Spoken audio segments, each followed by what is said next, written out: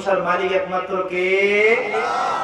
তাহলে আসুন আমরা আল্লাহর প্রশংসা করি, বলেন সুবহানাল্লাহিল আযীমি ওয়া বিহামদি। কই আওয়াজ তো হইল না, একটু জোরে বলা যাবে? সুবহানাল্লাহিল আযীমি ওয়া বিহামদি আদাদা খালকিহি ওয়া রিদা নাফসিহি ওয়া জিনাতা আরশিহি ওয়া মিদাদা কালিমাতিহি। সব প্রশংসা একমাত্র কার জন্য? গোটা বিশ্বের জমিনে আজকে মুসলমানরা মাই খাচ্ছে। কারা মাই খাচ্ছে? মুসলমান নর নারীরা মাই খাচ্ছে। শিশুদেরকে আগুনে পুড়ায় দেওয়া হচ্ছে, বোমা মেরে হত্যা করা হচ্ছে। ভারতের জমিনে মসজিদগুলোকে ভেঙে গুড়িয়ে দেওয়া হচ্ছে। মুসলমানদের প্রথম কিবলা মসজিদুল আকসা আজকে মুসলমানদের দখলে নাই, ইহুদিরা দখল করে নিয়েছে, ঠিক কি না? আমার তো মনে হয় অচিরেই আল্লাহ এই জমিন থেকে তারা ইসলামকে উৎখাত করতে চায়। আপনারা কি উৎখাত করতে দিবেন? আপনারা কি উৎখাত করতে দিবেন? ইসলামকে উৎখাত করার জন্য শুধু এই বর্তমান যুগে যে কাফের ইহুদি নাসারারা উঠে পড়ে লেগেছে সেটা নয়, ইসলাম শুরু থেকেই ইসলামকে উৎখাত করার জন্য কাফেররা সব সময় তৎপর ছিলেন, সব সময় সচেতন ছিলেন। আজকে আমরা 2025 সালে এসে এখন দেখতে পাচ্ছি যে ফিলিস্তিনের মুসলমানদেরকে নির্বিচারে প্রতিদিন হত্যা করতেছে, ঠিক কি না? তো আসুন, পৃথিবীতে ইসলাম কায়েম করতে সর্বপ্রথম যে নারী শহীদ হয়েছে তার নামটা বলেন তো? আপনারা হয়েছেন মুসলমান আর আমরা হয়েছে মুসলমান। ইসলাম প্রতিষ্ঠা করার জন্য যিনি ইসলামের কাব্য তৈরি করে দিয়েছে এই পৃথিবীর জমিনে, সেই মহিষী নারী প্রথম শহীদ হয়েছে। সেই নারীর নামটা বলতে পারেন না? হ্যাঁ, আপনারা যাবেন জান্নাতে, আমরা যাব জান্নাতে। হ্যাঁ, ইসলামের জন্য প্রথম শহীদ হয়েছে নারীরা, বলেন সুবহানাল্লাহ। কিন্তু আজকে সমাজে নারীরা এত বিশৃঙ্খলা সৃষ্টি করে দিয়েছে যে মানুষগুলো তাদের দিকে তাকালেই ঈমান নষ্ট হয়ে যায়, ঠিক কি না? আমরা মোদাবাজারে সবসময় যারা ঘোরাফেরা করে দেখি বেপর্দা বেহায়া নারীরা কিভাবে ঘুরে বেড়ায়। না তারা পুরুষ বুঝে, না তারা নারী বুঝে, যেভাবে ইচ্ছা সেভাবেই তারা ঘুরছে আজকে। আর এই ইসলাম প্রতিষ্ঠার জন্য আল্লাহ নবী যে অবদান রেখেছে নারীদের উপরে, আজকে তারা সেই নবীর অবদানকে তারা ভুলে গেছে, ঠিক না বেঠিক? এই জন্যই আজকে জায়গায় জায়গায় মুসলমানরা মাই খাচ্ছে, এই জন্য আজকে জায়গায় জায়গায় নারীদেরকে ধর্ষণ করা হচ্ছে, বলেন ঠিক না বেঠিক? আমার ভাইরা, আমার নবী মুহাম্মদুর রাসূলুল্লাহ সাল্লাল্লাহু আলাইহি ওয়াসাল্লামের কাছে এক বৃদ্ধ মানুষ আসলেন, বলছে ইয়া রাসূলুল্লাহ, ইয়া হাবিবাল্লাহ, আমার কিছু কথা আছে, আমার মতো গুনাহগারকে আল্লাহ কি মাফ করবে? আল্লাহর নবী বলেন, যারা কালিমা পড়ে নাই তারা যদি কালিমা পড়ে তার জীবনের সব গুনাহগুলো আল্লাহ মাফ করে দিবে। শোনাও কি হয়েছে। শোনালেন, মানুষটি শোনাচ্ছে যে জাহিলি যুগে নারীরা খুব নির্যাতিত ছিল, তাদের কোনো দাম ছিল না। আমরা আলু, পটল, গরু, ছাগল যেভাবে বিক্রি করি, জাহিলি যুগে নারীদের অবস্থা ছিল এরকম। বাইতুল্লাহর মধ্যে সুন্দর সুন্দর নারীদেরকে ধরে নিয়ে আসা হতো, ধরে নিয়ে আসার পরে উলঙ্গ করা হতো। যুবকদেরকে মদ পান করে দেওয়া হতো, তারা মদ পান করত। মদ পান করতে করতে এক পর্যায়ে নারীদেরকে ধর্ষণ করত।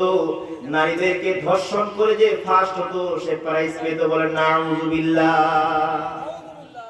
আবার জাহিলি যুগে ওই সুন্দর নারী কোমরের ভিতরে বড় রশি ডোর বেঁধে দিত, আর ঘোড়ার লাগামে ওই ডোরকে লাগাই দিত। দ্রুতগামী ঘোড়া ছুটতে শুরু করত, ছুটতো আর ছুটতো, ছুটতে ছুটতে ওই নারী ভুঁড়িগুলো বের হয়ে যেত। এমন অবস্থা ছিল নারীদের। আজকে তারা স্বামীর কথা শুনে না, আজকে তারা কোন মুসলমানের কথা শুনে না। পর্দা করলেই বলে এরা জঙ্গি। ইসলাম প্রতিষ্ঠা হলেই নারীরা মনে হয় নির্যাতিত হবে। কথা বলা যাবে? মাহফিলে বসে কথা বলা যাবে? কথা শুনতে হবে। সুন্নতের খেলা, যে হুজুরই কথা বলো আপনারা দাওয়াত দিয়ে এনেছেন, ঠিক কিনা? একটু জিকির করি লা ইলাহা, কথা বলা যাবে না। লা ইলাহা লা ইলাহা ইল্লাল্লাহু মুহাম্মাদুর রাসূলুল্লাহ। আমার ভাইরা, নারীদের অবস্থা ছিল এমন, আবার স্বামী যখন বিবাহ করত নারীকে, অনেকগুলো ঋণ দিত, ঋণগুলো পরিশোধ করতে পারতো না, তখন তার স্ত্রীকে ওই লোকটাকে ঋণের বদলা দিয়ে দিত। বলেন না আউযুবিল্লাহ। এমন বর্বর একটা যুগ ছিল। আল্লাহ নবী এসে এই নারীদেরকে রানীর সিংহাসনে বসায় দিলেন। বলেন সুবহানাল্লাহ। যার পায়ের নিচে বেহেশত, বলেন সুবহানাল্লাহ। মায়ের যে দাম আল্লাহ নবী আমাদেরকে দেখিয়ে দিয়েছেন। আমার বাবা, ওই মুরব্বী মানুষ আল্লাহ নবীকে জিজ্ঞাসা করছি, ইয়া রাসূলুল্লাহ, ইয়া হাবিবাল্লাহ, আমি আশায় ছিলাম আমার সন্তান জন্মগ্রহণ করবে, পুত্র সন্তান, কিন্তু না, আমার পুত্র সন্তান জন্মগ্রহণ করলো না। আমি দেখতে পেলাম আমার স্ত্রীর গর্ভ থেকে একটা কন্যা সন্তান জন্মগ্রহণ করলো। আমি এটা মেনে নিতে পারলাম না। আমি মনে করলাম এই কন্যা সন্তান যখন জন্ম হয়েছে, মানুষ আমাকে অপয়া বলবে, মানুষ আমাকে ভর্ৎসনা করবে, অতএব এই মেয়েটাকে আমি বাঁচায় রাখবো না। এই মেয়েটাকে পালতে পালতে যখন হাঁটার বয়সী হয়ে গেল, কথা বলতে শিখলো, একদিন আমি তার মাকে বললাম, সুন্দর করে আমার মেয়েটাকে সাজায় দাও, দাওয়াত খেতে নিয়ে যাব। আব্বারা নেয় না দাওয়াতে? মিলাদ হলে মেয়ে থাকলে কোলে করে নিয়ে আসে। আসলে মেয়েরা তো আদরের, ঠিক না? আমার নিজেরও মেয়ে হয়েছে, এত আদরের জিনিস। আসলে মা যে আমাদেরকে কত কষ্ট করে মানুষ করতে এখন বুঝতে পারতেছি, প্র্যাকটিক্যাল, আগে বুঝি না। এত দাম কেন মায়ের? আজকে জায়গায় জায়গায় শুনি সন্তানরা মাকে বের করে দিয়েছে, বলেন ঠিক না বেটি? কিছুদিন আগে দেখলাম এক সন্তান মাকে বডি দিয়ে কেটে কেটে টুকরা টুকরা করে ফেলেছে। এই শয়তান জাহান্নামে মনে হয় জায়গা পাবে না। আছে না নাই? আজকে সমাজে মায়ের কোনো দাম নাই, শাশুড়ির বড্ড দাম, ঠিক না? আল্লাহর নবী বসে আছে মাঠের মধ্যে, একজন মহিলা আসলেন, আল্লাহর নবীর পাগড়ি মোবারক খুলে দিলেন, ওই মহিলা পাগড়ির উপরে বসলেন, আমার নবীজি ওই মহিলার খেদমত করলেন। বলেন সুবহানাল্লাহ। সাহাবীরা তো একটু রাগ হয়ে গেছে যে আল্লাহর নবীর পাগড়ির মধ্যে বসে এত বড় বিয়াদব মহিলা এই দুনিয়ার জমিনে আছে? আমার নবীজি বললেন, খবরদার, সাহাবারা এই কথা উচ্চারণ করবে না। তোমরা কি জানো না ওই মহিলাকে? ওই মহিলা হচ্ছে আমার দুধমা হালিমা।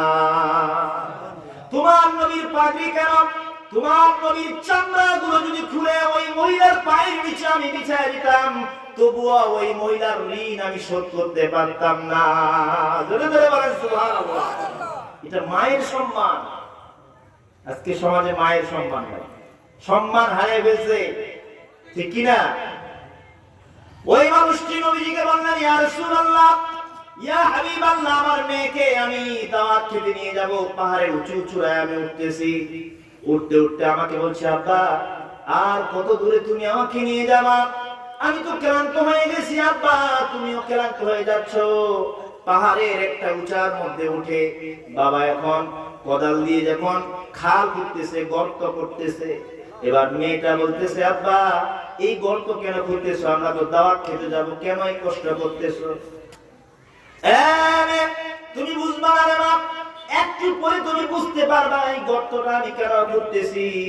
খুঁড়তে খুঁড়তে গর্ত যখন খোঁড়া হয়ে গেল, যখন তিনি হালতেছে, দাড়ির মধ্যে ওই ধুলাগুলো লাগতেছে, আর মেয়েটা দৌড় দিয়ে এসে বলছে, আব্বা, ও আব্বা, তোমার দাড়ির মধ্যে ধুলাগুলো লেগে গেছে, আমি একটু ঝেড়ে দেই। বলে সুবহানাল্লাহ।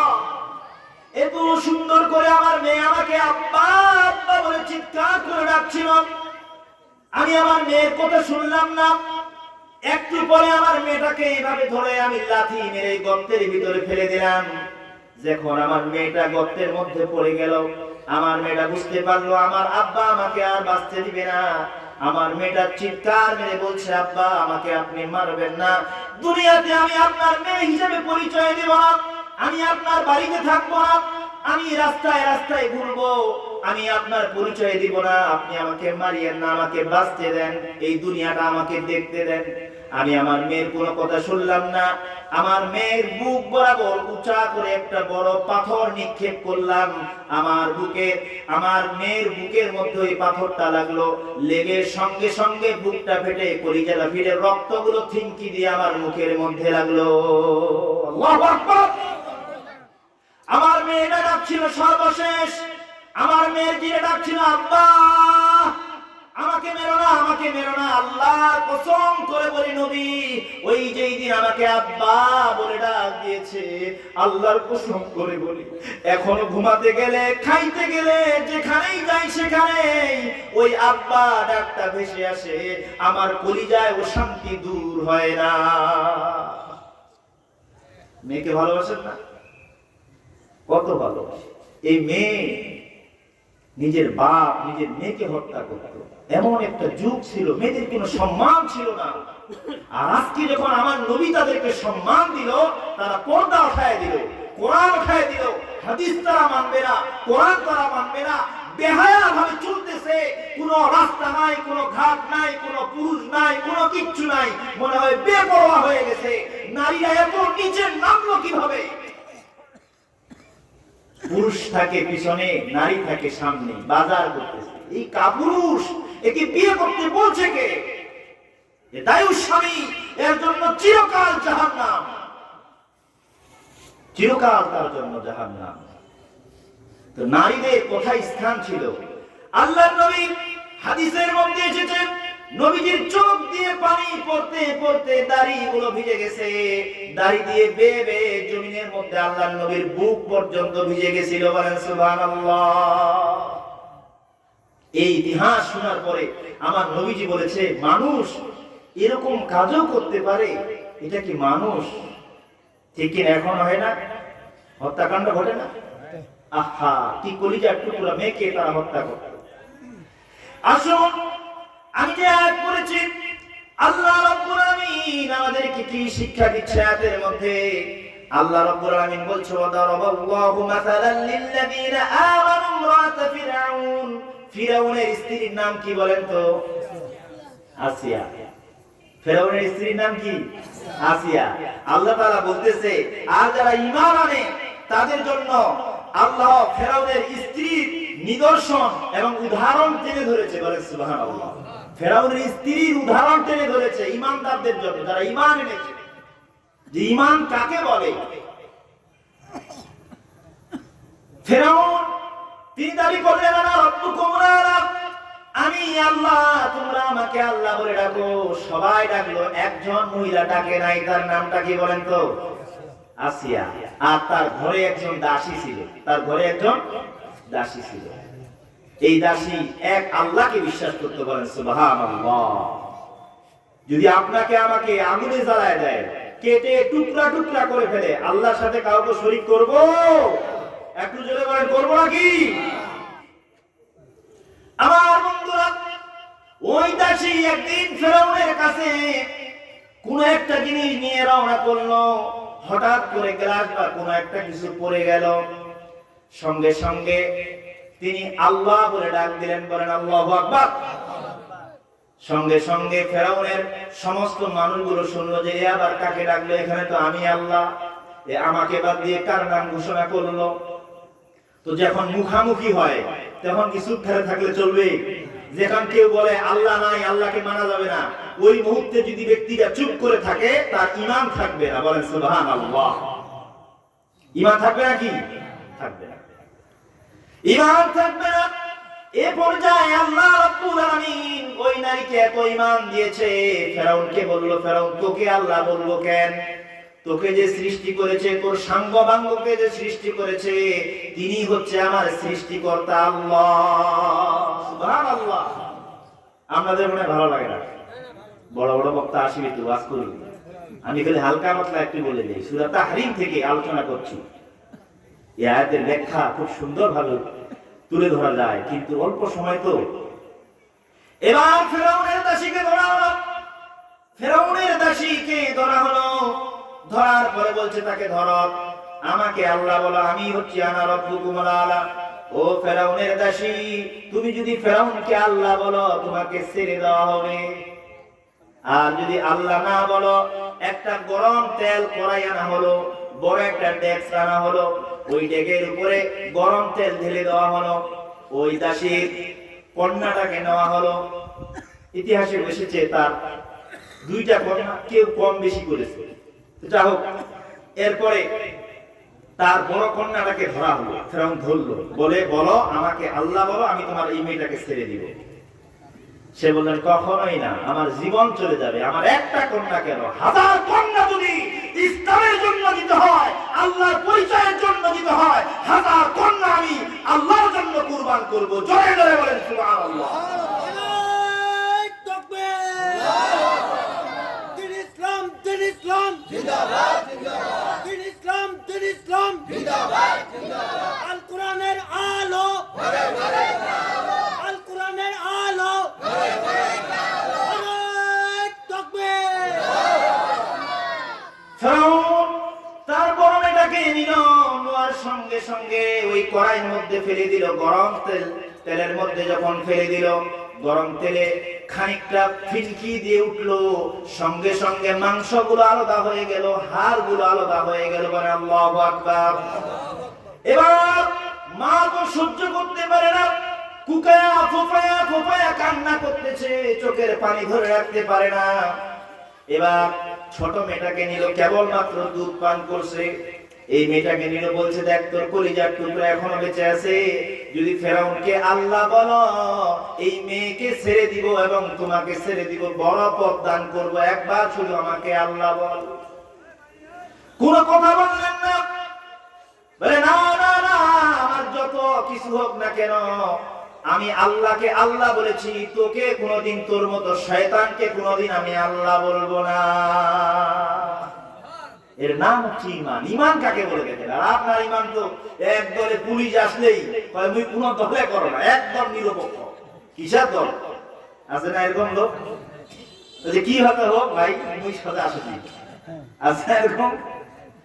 নামাজ পড়ো পড়ো, না পড়ো নাই, দরকারের নামাজটা বাদ দিই, তা করবো না, বাইরে বসে হই খেলাপি নামাজ আছে না নাই? এরকম মুসলমান রমজান আসে রোজা দেয় না, কি হয় হোক, আমি তো খিদে সহ্য করি, আবার দুপুর পর্যন্ত খালি রোজা থাকে আর পারি না, ভাত খায় ফেলে, কি হবে হোক, আছে না এরকম মুসলমান? এর ইমানদার বলা যায়? ইমানদার কাকে বলে দেখেন, ইমান কাকে বলে? কোরআন তুলে ধরেছে, এই দৃশ্য তুলে ধরেছে। বিজ্ঞানীরা বলে এরকম করুণ দৃশ্য পৃথিবীর জন্যে আর দ্বিতীয়টা হয়নি। বলেন আল্লাহু আকবার। আমার বন্ধু ছোট্ট মেয়েটাকে গরম তেলের মধ্যে ফেলে দিল, সঙ্গে সঙ্গে ফিনকি দিয়ে উঠলো, তেল সাত করে উঠে কিনা, সাত করে শুধু উঠলো, গোস্তগুলো আলাদা হলো। ছোট্ট মানুষ, একটু পরে ওই মহিলার মুখ থেকে হাসি বের হচ্ছে, বলেন জোরে জোরে হাসতেছে। ফেরাউন তো রাগ হয়ে গেল, জিজ্ঞাসা করলো, নারী তোর একটা কন্যাকে মানলাম, দুইটাকে মানলাম, এরপরে তুই হাসতেছিস কেন? ওই আল্লাহ রাব্বুল আলামিন সঙ্গে সঙ্গে আর টিকতে পারে নাই, বলে জিবরাইল রে, আমার বান্দি যে ঈমানের পরীক্ষা দিয়েছে, সে পাস করেছে, আমি আল্লাহ রাব্বুল আলামিন আর থাকতে পারি না, জিবরাইল এই মুহূর্তে জান্নাত নিয়ে আমার ওই বান্দির সামনে চলে যা। ওই মেয়েগুলোর রূহগুলো উঠে মাকে বলতেছে, আম্মা এই যে গরম তেলটা দেখতেছো, মূলত এটা গরম তেল নয়, তোমার ঘরের মধ্যে যে শান্তি পেয়েছিলাম, এই গরম তেলের মধ্যে তাপ থেকেও বেশি শান্তি, তাপ থেকেও বেশি শান্তি এই গরম তেলটার মধ্যে।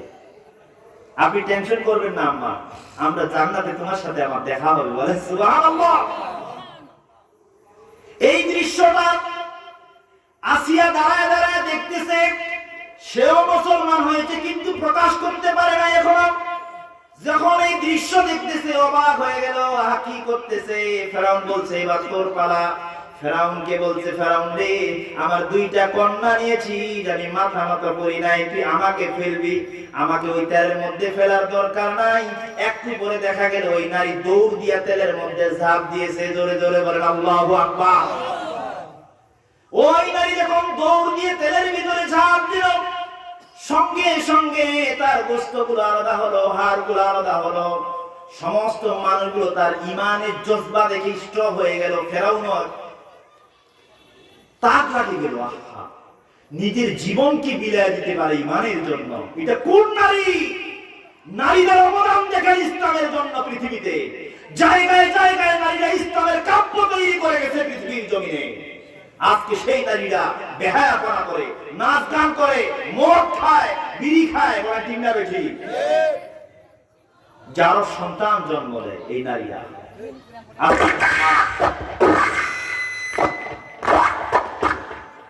খুব খারাপ অবস্থা নারীদের, ঠিক কিনা? আমার বন্ধুরা, এই দৃশ্য যখন আসিয়া দেখলো তখন তিনিও প্রকাশ করলেন, ফেরাউন রে, ও শুধু তোকে আল্লাহ বলে না নয়, আমিও তোকে আল্লাহ বলে কোনোদিন স্বীকৃতি দিব না, দেই নাই। বলেন জোরে জোরে সুবহানাল্লাহ। ফেরাউন তার স্ত্রীকে খুব ভালোবাসত। টর্চার শুরু হলো। এত সুন্দর ছিল আসিয়া, দেখতে এত সুন্দর ছিল যে ইতিহাস না পড়লে আপনি বুঝতে পারবেন না, কোরআনের তাফসীর না পড়লে বুঝতে পারবেন না।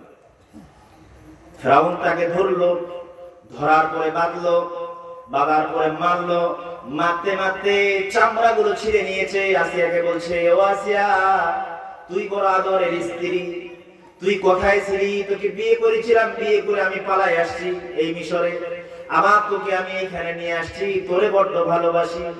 একবার শুধু কানে কানে বল, আমি তোর আল্লাহ, আল্লাহর কসম করে বলি তোকে আমি ছেড়ে দিব। কারণ ফেরাউনও আল্লাহকে মানত, কিন্তু প্রকাশ্য নয়। আছে না কিছু মানুষ, সেও জানতো যে আল্লাহ একজন আছে, এই খেল খেলতেছে একজন আল্লাহ আছে, আমার যে খেল একদিন বন্ধ হবে সে জানতো, কিন্তু মানতো না। এই জন্য জানা এবং মানার নাম হচ্ছে ঈমান। বলে ঠিক না বেটি? খালি জানলে হবে না, খুব জানলে বলা হয়েছে মানো না, তো জানার কোনো দাম নাই। দাম আছে নাকি? নাই। ফিরাউন বলছে, এই স্ত্রী, তোর বড্ড ভালোবাসি, একবার আমাকে আল্লাহ বল, আমি তোকে ছেড়ে দেব। জীবন চলে যাবে, তোকে ছাড়বো না।